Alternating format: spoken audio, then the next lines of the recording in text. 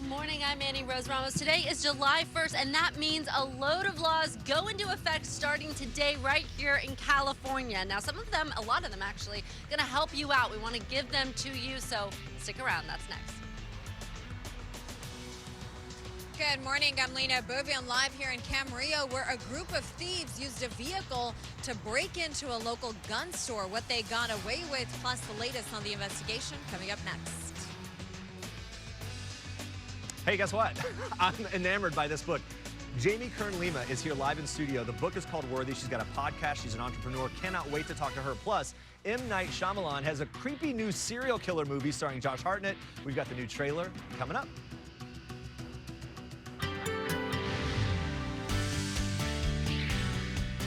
Good morning, everybody. I'm Henry DiCarlo in for Mark Kriske this morning. And you laughing at my trophy? I'm not laughing at it. I'm laughing with you. Yes, thank you.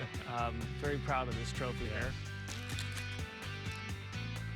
It's the Jessica Holmes Most Valuable Cost-cutting measures. There you go. It's a big budget over here.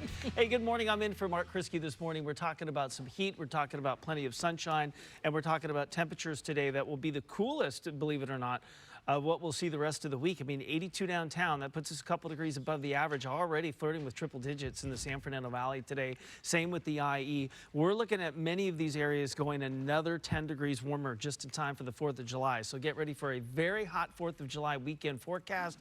We'll talk about that, show you the 7-day in just a few minutes. Right now, Frank, let's send it over to you. And we begin the 10 o'clock hour with some breaking news. Our nation's highest court ruling that the presidents have some immunity from prosecution.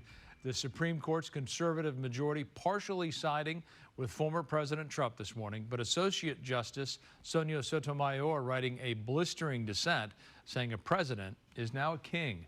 KTLA's Eric Spillman in the newsroom with reaction from the experts. Eric, good morning. Good morning, Frank. We had to sacrifice a couple of trees, probably, for this printout of the Supreme Court decision here. It's more than 100 pages long. It is quite complex. But for former President Trump, it is a significant victory, and he's calling it a big win on his social media site this morning.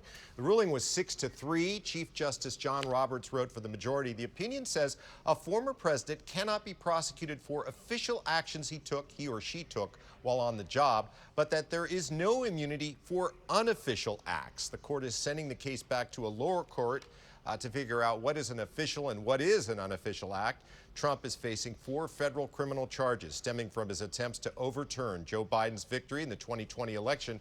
His lawyers argued to the court that Trump is entitled to sweeping immunity and that without that, presidents would be hamstrung in office because they might face charges from a prosecutor who might second-guess their decisions after they leave the White House. Well, the court didn't entirely accept all of that argument, but Chief Justice Roberts did write this.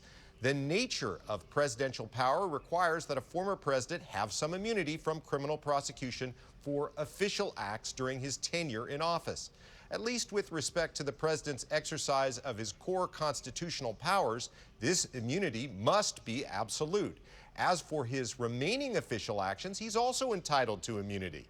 At the current stage of proceedings in this case, however, we need not and do not decide whether that immunity must be absolute or instead whether a presumptive immunity is sufficient.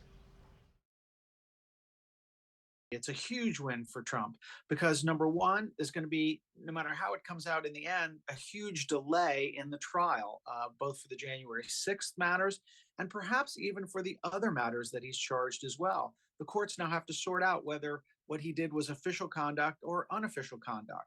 And of course, any court ruling on that will be appealed and maybe go to the Supreme Court itself. We're now years away from a real trial of Donald Trump on maybe any of the allegations that have been made about him. The court ruled that Trump is at least presumptively immune from allegations that he tried to pressure Vice President Mike Pence not to certify the 2020 election results. It also ruled that he's immune from prosecution for any discussions he had with the Justice Department after the election.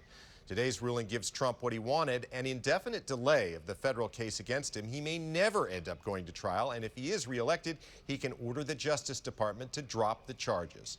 Chief Justice Roberts and the 5 other conservative justices voted in the majority. The 3 liberal justices dissented.